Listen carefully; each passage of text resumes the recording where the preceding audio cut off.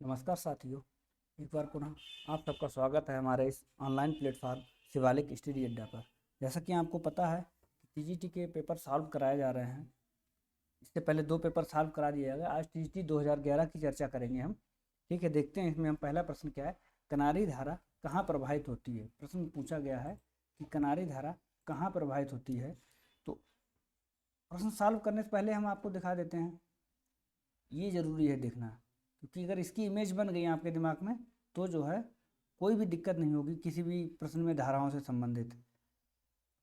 ये मैंने कुछ धाराएं दिखाई जो इसी एग्जाम में पूछी गई हैं। ठीक है, ये देखिए 0 डिग्री की रेखा है, 0 डिग्री विषुवत रेखा जिसे हम लोग कहते हैं। इसके उत्तरी भाग को इधर क्या कहेंगे हम, नॉर्थ अटलांटिक। इधर हम क्या कहेंगे, साउथ अटलांटिक। ठीक है, इधर ये नॉर्थ पैसिफिक, इधर ये साउथ पैसिफिक। ठीक है, अब हम इसमें देखेंगे कि जो मैंने ब्लैक कलर से दिखाई हैं वो ठंडी धाराएं हैं और जो ग्रीन कलर से दिखाई हैं वो गर्म धाराएं हैं। ठीक है, तो आप देख रहे हैं किनारी धारा यहाँ पे बह रही है। ये क्या है, अफ्रीका महाद्वीप है। अफ्रीका महाद्वीप के पश्चिमी तट पर, अफ्रीका महाद्वीप के पश्चिमी तट पर आप सीधे सीधे आपको चित्र में दिख जाएगा। हमेशा आप याद कर लीजिए, अफ्रीका महाद्वीप के पश्चिमी तट पर एक धारा बहती है जिसका नाम क्या है, किनारी की धारा। ठीक है, अब आप विकल्प में देखिए, किनारे की धारा कहाँ प्रवाहित होती है, अफ्रीका के पूर्वी तट पर, अफ्रीका के पश्चिमी तट के निकट, एशिया, एशिया तो काट ही दीजिए, दक्षिण अमेरिका ये भी काट दीजिए। अब बचा था केवल हमारे पास 2 विकल्प, अफ्रीका का पूर्वी तट और अफ्रीका का पश्चिमी तट। तो हमने इमेज से देख लिया, अफ्रीका का पश्चिमी तट इसका सही आंसर है। किनारी धारा कहाँ प्रवाहित होती है। ठीक है, अगला प्रश्न है कि निम्न में से कौन सा युग्म सुमेलित नहीं है। ठीक है, फिर हम इन्हीं धाराओं को हमने दिखाया है।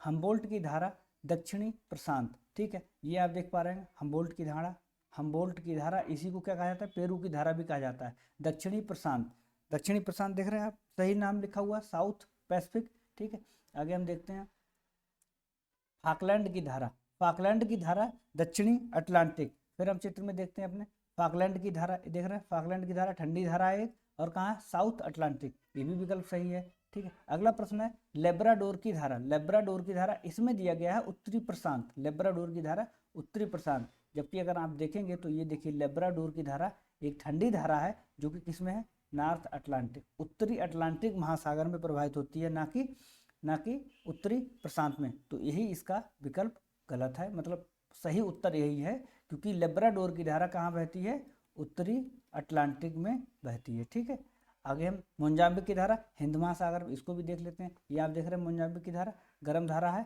कहाँ बह रही, हिंद महासागर में प्रवाहित होती है। ठीक है, ये कुछ धाराओं से संबंधित इमेज बनाया था मैंने कि जो प्रश्न पूछा गया उससे संबंधित है। आगे अगर हम बात करें, आगे प्रश्न पे देखते हैं।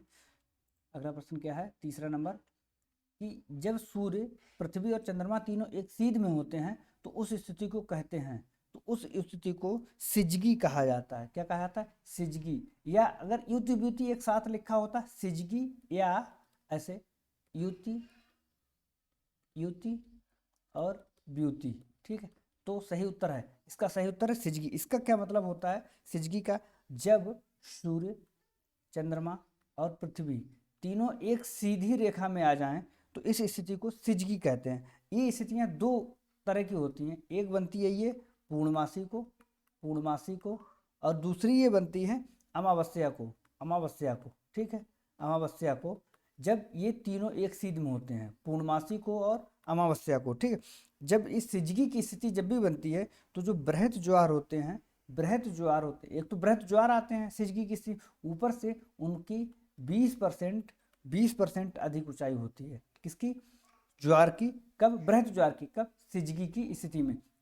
सिजगी की स्थिति कब बनती है, पूर्णमासी और अमावस्या को बनती है। ठीक है, जब सूर्य, पृथ्वी, चंद्रमा तीनों एक सीध में होते हैं तो उसको क्या, सिजगी कहा जाता है। आगे उत्तरी भारत में शीतकालीन, प्रश्न है उत्तरी भारत में शीतकालीन वर्षा किन कारणों से होती है। विकल्प देखने से पहले प्रश्न को सही से पढ़ना पड़ेगा, क्योंकि सिर्फ इतना ही अंतर है, कभी कभी यहाँ पे दक्षिणी भारत लिखा होता है और उत्तर उसका अलग होगा। ठीक है, तो उत्तरी भारत में शीतकालीन वर्षा किन कारणों से होती है, तो उत्तरी भारत में जो वर्षा होती है वो पश्चिम से आने वाले चक्रवातों से होती है, पश्चिम से आने वाले चक्रवातों से होती है, जिनकी उत्पत्ति कहाँ होती है, भूमध्य सागर के आसपास होती है। ऐसे शीतोष्ण कटिबंधीय चक्रवात होते हैं जो भारत में पश्चिम से पाकिस्तान की तरफ से प्रवेश करते हैं और उत्तरी भारत में शीतकाल में वर्षा करते हैं। ठीक है, आगे हम देखते हैं निम्न में से कौन सी गर्म धारा है, कौन सी गर्म धारा है। अगर आप अभी ऊपर का चित्र देखें, आपने देखा कनारी धारा एक ठंडी धारा थी, पेरू या हम्बोल्ट की धारा जो है एक ठंडी धारा थी। ठीक है, अब दो धाराएं बची हमारे पास, एक ब्राजील की धारा और बेगुला की धारा का, हम चित्र से देख के ही समझते हैं इसको भी। ठीक है, देखिए ये रही ब्राजील की धारा और ये है बेंगुला की धारा। तो मैंने बताया आपको कि जो मैंने ब्लैक कलर से दिखाई है वो ठंडी धारा है और जो ग्रीन कलर से दिखाई है वो गर्म धाराएं हैं। तो ब्राजील की धारा कैसी धारा है, गर्म धारा है, और बेंगुला की धारा कैसी है, ठंडी धारा है। थोड़ा इसका एक कॉन्सेप्ट है, अगर आप समझते हैं, जैसे मान लीजिए ये 0 डिग्री है, ठीक, तो विषुवत रेखा से जो धाराएं ध्रुवों की तरफ चलेंगी सामान्यतः वो धाराएं गर्म धाराएं होती हैं, और जो धाराएं ध्रुवों से विषुवत रेखा की तरफ आती हुई होंगी दोनों गोलार्ध में, वो ठंडी धाराएं होंगी। ठीक है, तो आप देख रहे हैं ये ध्रुवों से, ये ध्रुव से विषुवत रेखा की तरफ जा रही है।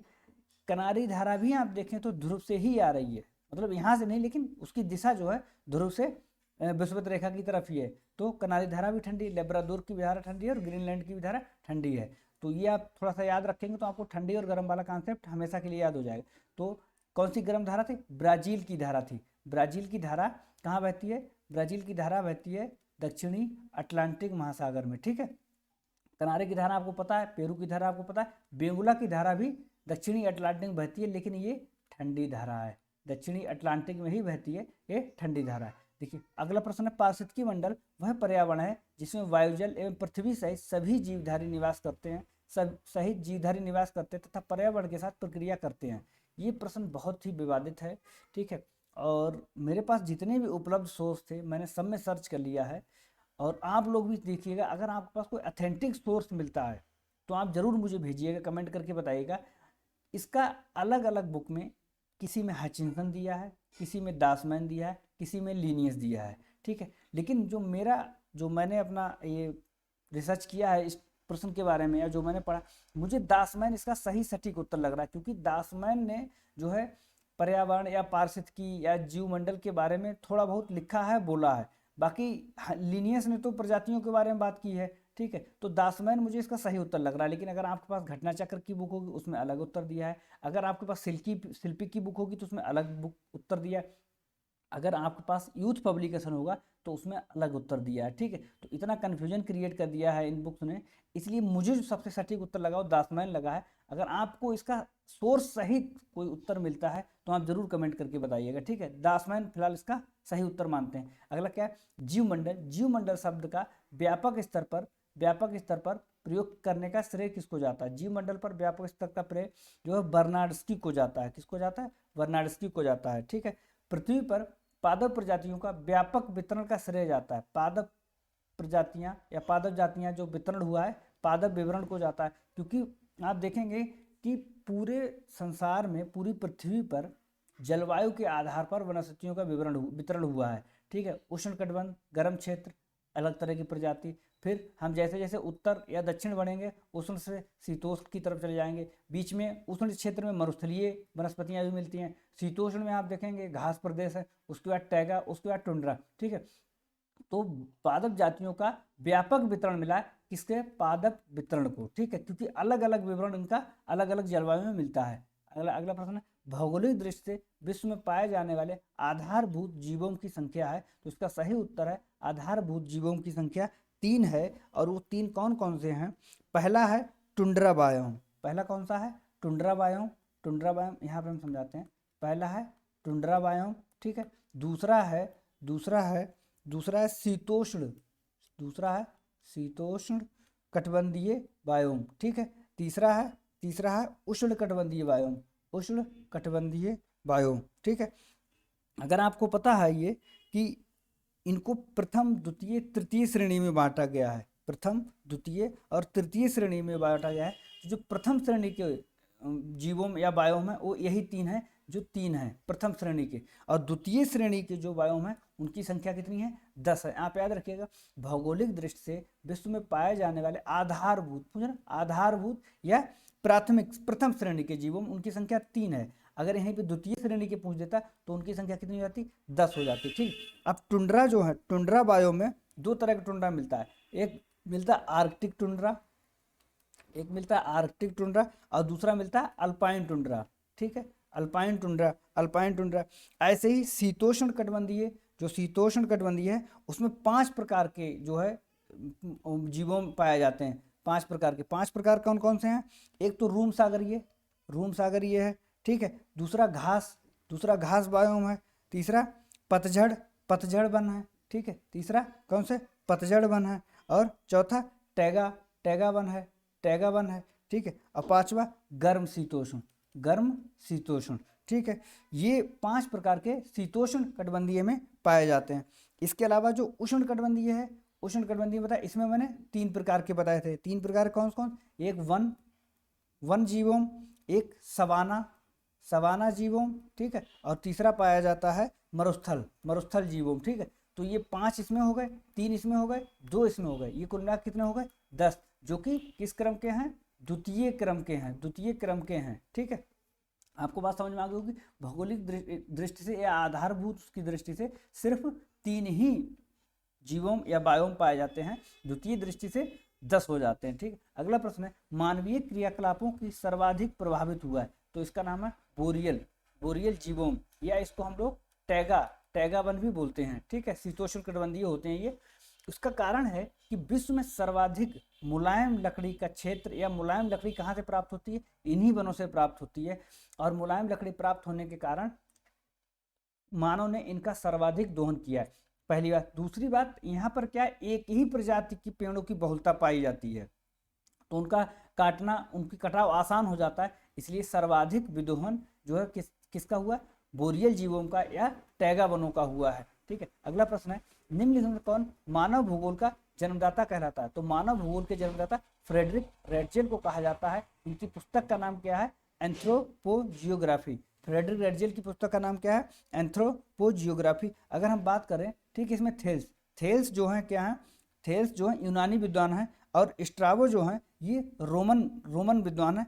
स्ट्राबो की पुस्तक का नाम क्या नाम है, जियोग्राफिका, जियोग्राफिका। आप लोगों को याद कर लीजिए, इंपॉर्टेंट है एग्जाम की दृष्टि से। जियोग्राफिका इनका पुस्तक है, जो कि 17 जिल्दों में प्रकाशित हुई थी। महत्वपूर्ण बात है इनके बारे में, 17 जिल्दों में प्रकाशित हुई थी। अच्छा, जो थेल्स हैं, थेल्स कहाँ के हैं, थेल्स यूनानी हैं। थेल्स कहाँ के हैं, थेल्स यूनानी विद्वान हैं। और थेल्स और एनेक्जिमेंडर को मिलाकर के गणितीय भूगोल का संस्थापक या स्थापना की थी। किसकी, गणितीय भूगोल की, गणितीय भूगोल। थेल्स और एनेक्जिमेंडर को मिलाकर के कहा जाता है।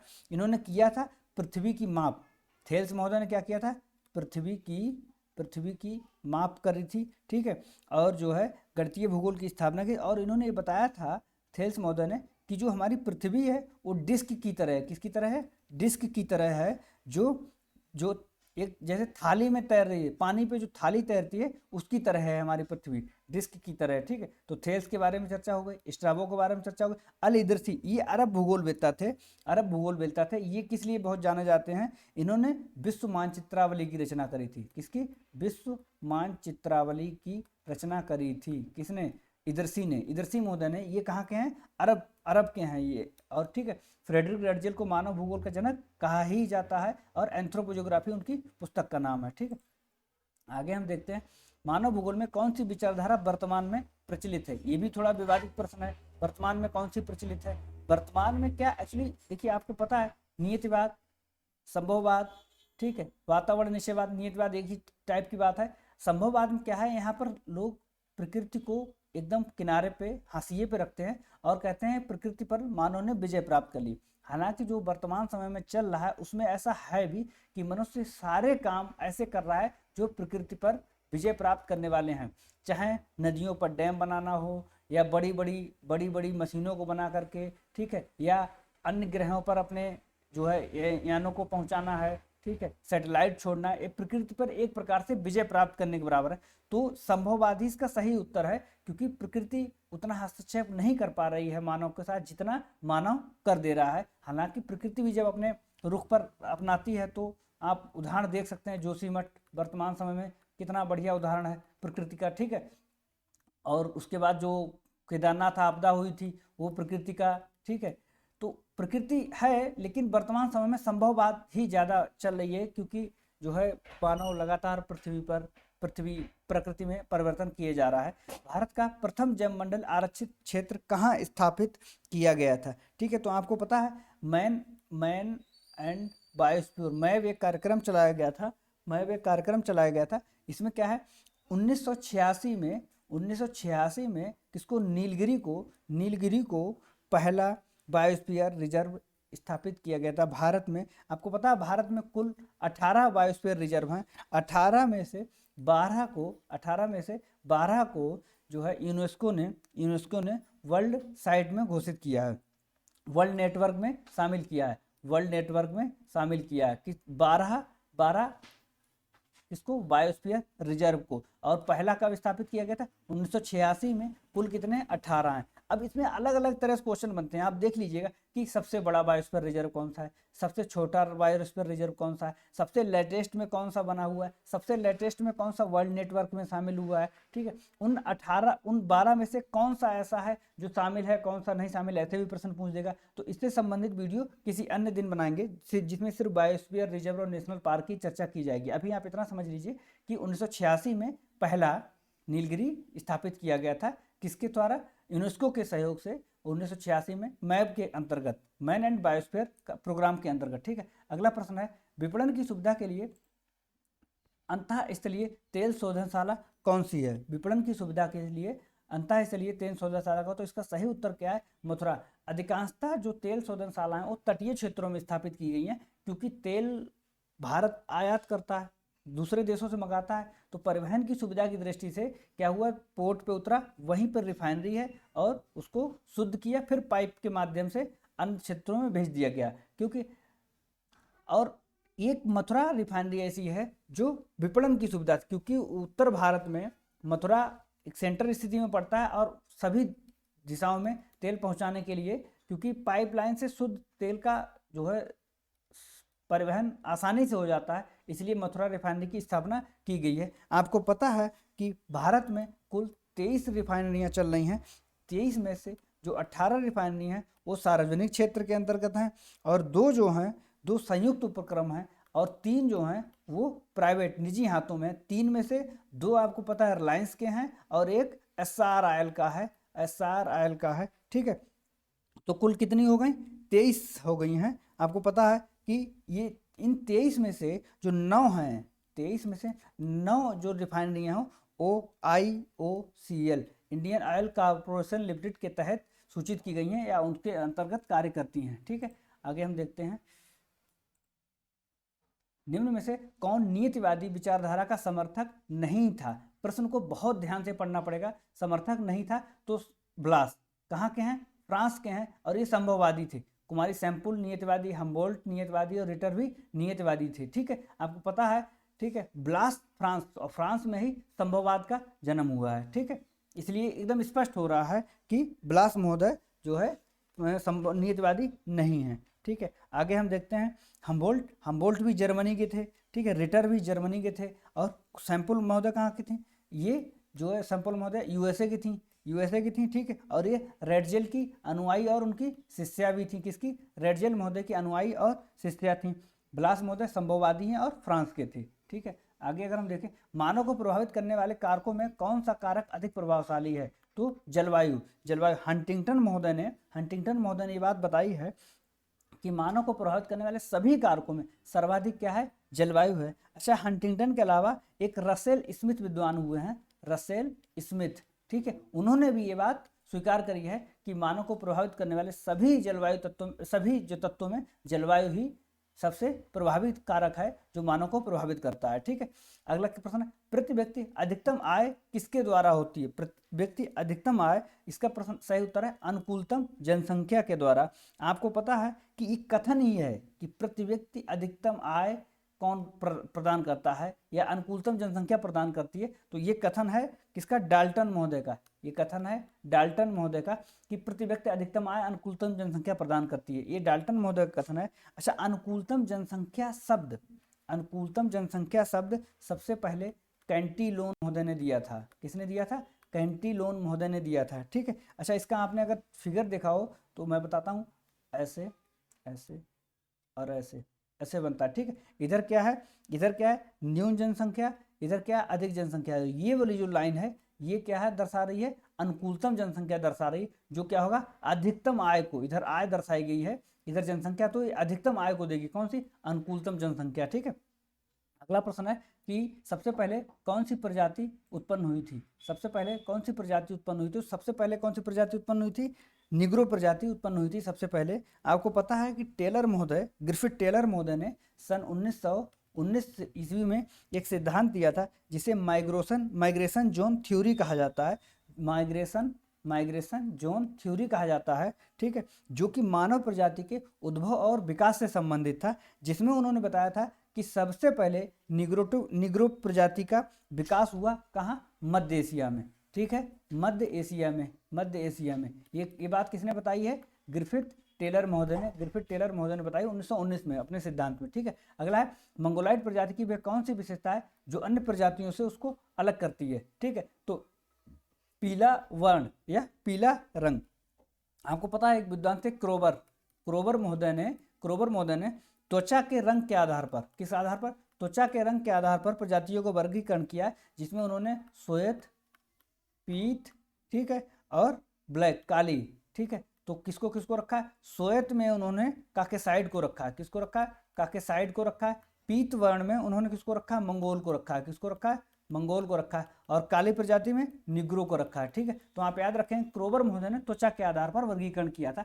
तो मंगोल प्रजाति किस प्रकार को, पीले वर्ण की हो गई, पीले वर्ण के आधार पर वो अन्य प्रजातियों से अलग है। अगला प्रश्न, निम्न में से किस प्रजाति के घर को क्राल कहा जाता है, किस प्रजाति के घर को क्राल कहा जाता है। कई बार प्रश्न पूछा जा रहा है लगातार, किस प्रजाति के घर को क्राल कहा जाता है, तो किसके घर को क्राल कहा जाता है, मसाई के घरों को क्राल कहा जाता है, मसाई के घरों को क्राल कहा जाता है। और खिरगीज के घर को क्या कहा जाता है, यूर्त कहा जाता है, यूर्त कहा जाता है। ठीक है, आपको पता है कि सेमांग मलेशिया में पाए जाते हैं और बुशमैन कालाहारी मरुस्थल में पाए जाते हैं। ठीक है, मसाई पूर्वी अफ्रीका में पाए जाते हैं और खिरगीज मध्य एशिया में पाए जाते हैं। ठीक है, आगे फिर से इसी से संबंधित प्रश्न है कि निम्न कौन सा युग्म सुमेलित नहीं है। सेमांग मलेशिया बिल्कुल सही है, मसाई पूर्वी अफ्रीका बिल्कुल सही है, बुशमैन कालाहारी बिल्कुल सही है, खिरगीज मध्य यूरोप नहीं, कहाँ पाए जाते हैं, मध्य एशिया में पाए जाते हैं। आपको पता है मध्य एशिया में पाए जाते हैं और इनके घरों को क्या कहा जाता है, यूर्त कहा जाता है, अभी मैंने बताया था।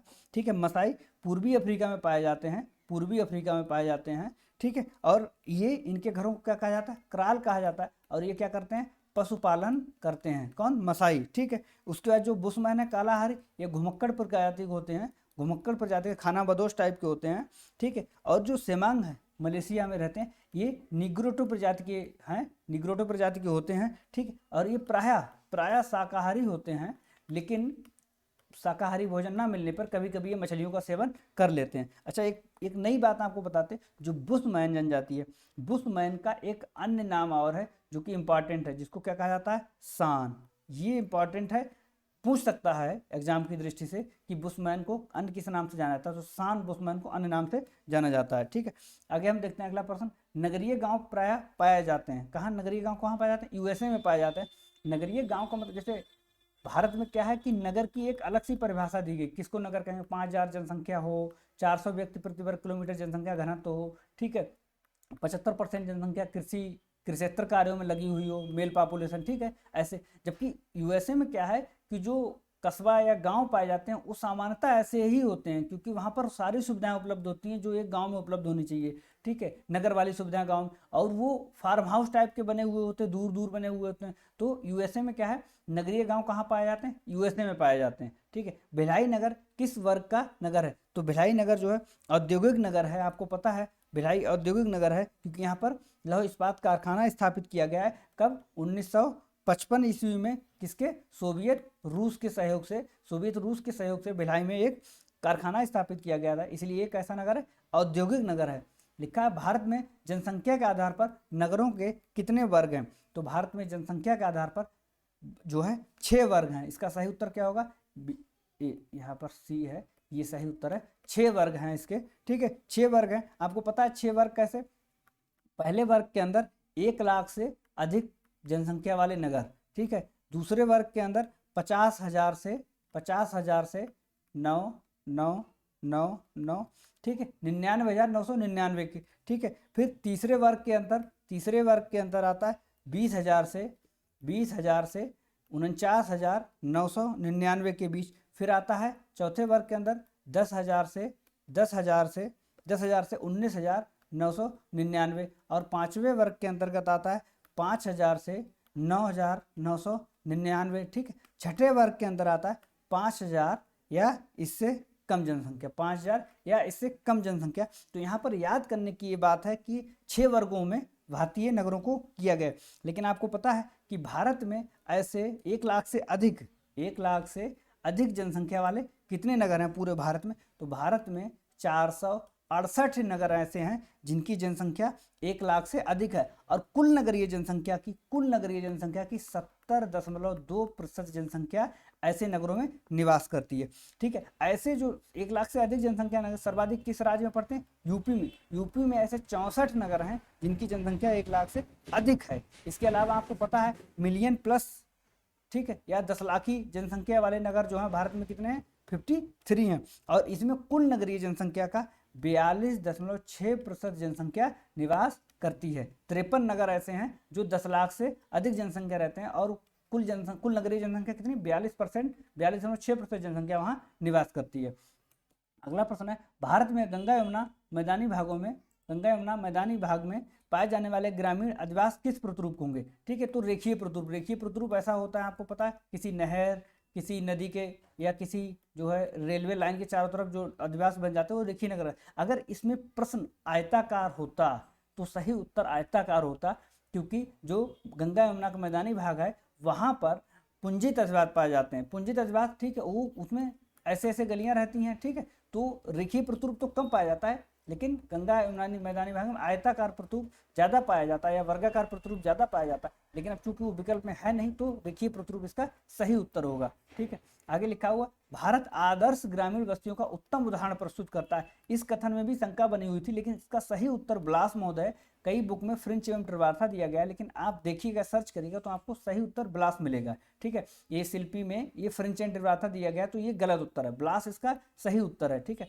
अगला प्रश्न है, शिकार करने का हार्पून नामक यंत्र किसका है? शिकार करने का हार्पून नामक यंत्र किसका है? तो ये आपको पता है, कई बार बता चुके हैं, एस्किमो का है। एस्किमो जो जनजाति है, कहाँ?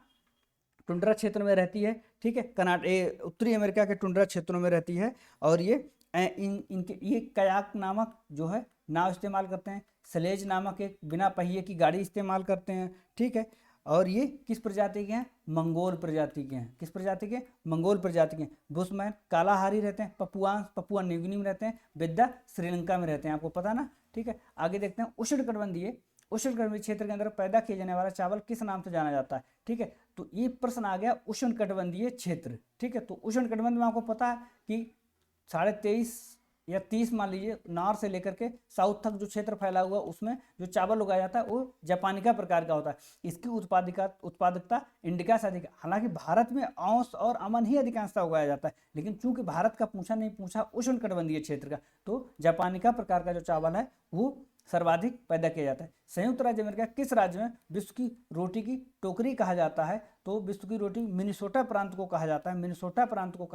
मिनेसोटा और डकोटा, ये 2 प्रांत हैं जहां पर गेहूं अत्यधिक उत्पादित जाता है। सुपीरियर जो झील है ऐसे, उसके पश्चिम में आपको यहाँ पे मिनेसोटा मिलेगा, और उसके पश्चिम में आपको डकोटा मिलेगा, उत्तरी डकोटा और दक्षिणी डकोटा, ठीक है। तो ये जो 2 राज्य हैं गेहूं उत्पादन के लिए प्रसिद्ध हैं, ठीक है। अगला प्रश्न, भारत में किस किस्म की कॉफी उगाई जाती है? भारत में किस किस्म की कॉफी उगाई जाती है? तो इसका सही उत्तर क्या है? इसका सही उत्तर है रोबस्टा, क्योंकि रोबस्टा की जो है उत्पादकता अरेबिका से अधिक होती है, ठीक है। भारत में आपको बता दें थोड़ा सा इतिहास, भारत में पहला जो कैभा या कॉफी का पेड़ था वो 1798 ईस्वी में मालाबार तट पर अंग्रेजों द्वारा लगाया गया था। मालाबार तट पर अंग्रेजों के द्वारा लगाया गया था। भारतीय कहवा को मधुर कहवा, क्या? मधुर कहवा कहा जाता है, मधुर कहवा कहा जाता है। और रोबस्टा की उत्पादकता अरेबिका से अधिक है, इसलिए भारत में रोबस्टा उत्पादित किया जाता है। और आपको पता है कर्नाटक राज्य जो है सर्वाधिक कॉफी या कहवा उत्पादित करता है। ठीक है, आज हम यहीं पे समाप्त करते हैं, वीडियो बहुत लंबी हो जाएगी और इसके आगे के प्रश्न अगले पार्ट में आपको देखने को मिलेंगे। वीडियो आप अंतिम समय तक देखिएगा, बहुत इंपॉर्टेंट होने वाली है क्योंकि सभी विकल्पों पर विचार किया गया है। ठीक है, वीडियो को देखने के लिए बहुत बहुत धन्यवाद।